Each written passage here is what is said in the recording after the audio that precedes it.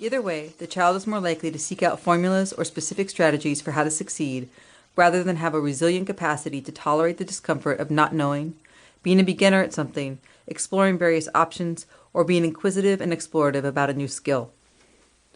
While this is a boon for the self-help industry, the inability to explore new ideas or theories, in this case regarding communication and self-care specifically, without striving to have an answer or precise methodology, delimits one's curiosity and creativity and erodes self-trust.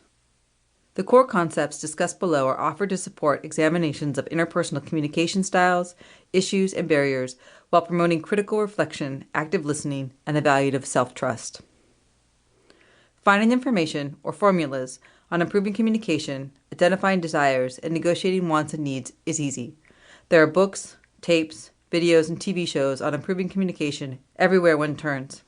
It's a self-help supermarket out there with hundreds of different styles and theories to choose from.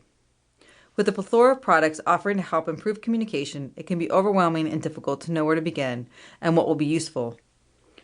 While there is not a one-size-fits-all approach to improving communication, there are two core concepts that are important no matter what style or approach people choose. The first is that power cannot be communicated away, and the second is to be aware when using cultural norms to set or explain boundaries. Just about any communication skill or tool can be used to coerce, manipulate, or maintain power and control. Just because someone uses I statements or feeling sentences or even nonviolent communication skills does not mean they are not misusing power. Power is a very versatile little creature and can sneak in just about anywhere. Using the reflective loop and being aware of how power is playing out in your relationship is an important and ongoing process. Being mindful of power and power dynamics does not inherently make them go away, but it can inform you about how you choose to communicate, negotiate, and interact in the relationship. There are many ways power enters into relationships. Sometimes differences between partners involve a power dynamic, such as when one partner is a fluent native speaker in the country they live in and the other is not, or one partner is undocumented and the other is not, or one partner owns a car in an environment where it is necessary for transportation while the other one does not. Differences in power are not inherently bad or wrong, but the way they are navigated is important.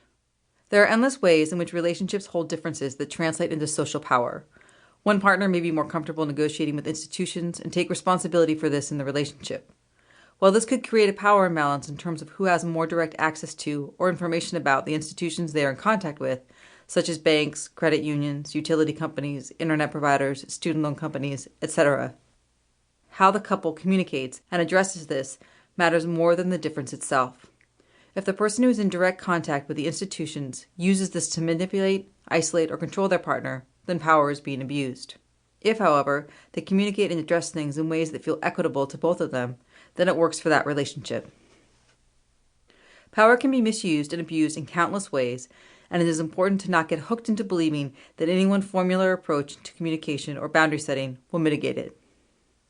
Power must be grappled with as directly as possible, and this requires practice in identifying power and becoming increasingly more skillful in negotiating and navigating it in relationships.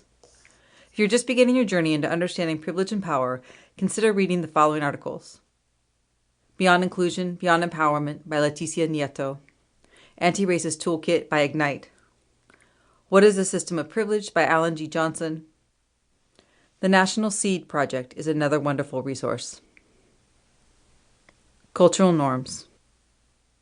Communication is not only complicated by individual experience, skill, and preference, it is also complicated by cultural norms. Passed on from one generation to the next, cultural norms are the shared, sanctioned, and integrated systems of beliefs, values, and practices that characterize a cultural group. Norms differ from group to group.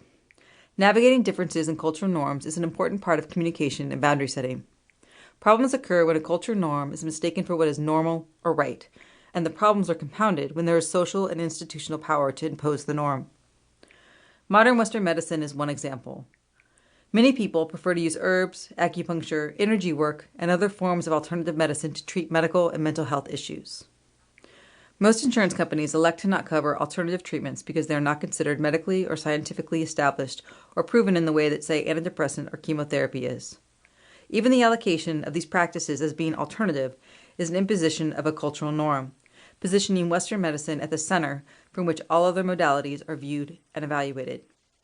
That certain practices are codified and covered by insurance is based on cultural norms surrounding how to define and treat medical and mental health issues.